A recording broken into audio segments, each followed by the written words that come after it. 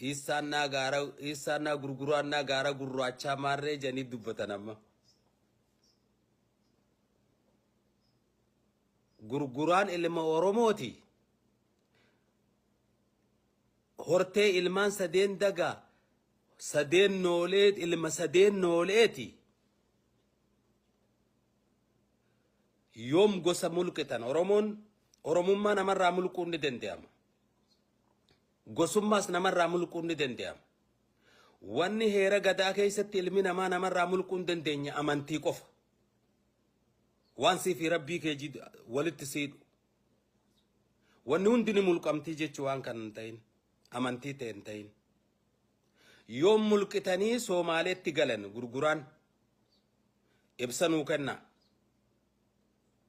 Kilir nuti Soomaaleedha yoo hajaan tahe obboleeyyan keenya ka wajjin dhalanne dhaloota gananii yoo hachi kutan tahe sun ifanuu godha. Wal bira deddeemuu fi gamaa gamana jechuun hin jiru amma. Ilmaan afran qalloo adda nuu baasa. Aana nuu baan hin naqanii guyyaa Oromummaa isaanii mulqitan. Guyyaa gosooma mulqitan yoo qabaattan hin dhageenye gaa salaam muraw humbannaa dhufa. Guyyaa nama mulqansan humbannaa dhufa takka murawwaa dhufa takka xummuugaa dhufa. Hin dhageenye. Jara afran kanaa dhufaa jechuudha. Afran qalloo keessaa yoo gartee kanama mulqan ta'e gosummaa kanama mulqan ta'e. Kanaatu jaarsa jidduuta. Anni jaarsa jidduuta. Ituu jaarsa jidduuta. Arsii jaarsa jidduuta.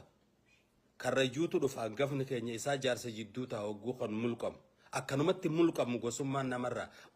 Oromummaanis akkanumatti namarraa mulqamu. Yoom mulqitanii jarri Soomaalee ta'e.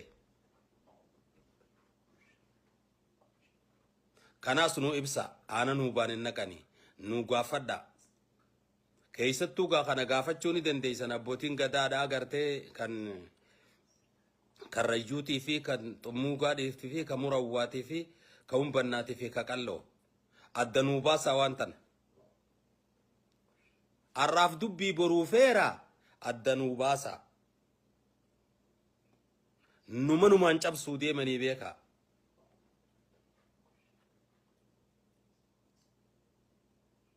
Gurguraan sadeen noolee keessatti abbaa duula makkalaati. Dhalootarraa qabee.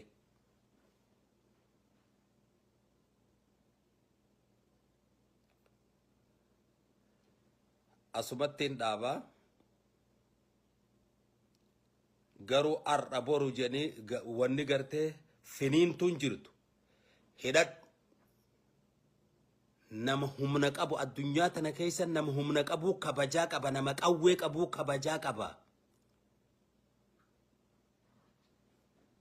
Namoonni mootummaa keessa jirtanis namoonni gartee waraana mootummaa federaalaa keessa jirtanis mootummaa naannoo Oromiyaa keessa warreen hidhatan humniti adda ummata bira dhaabbadha.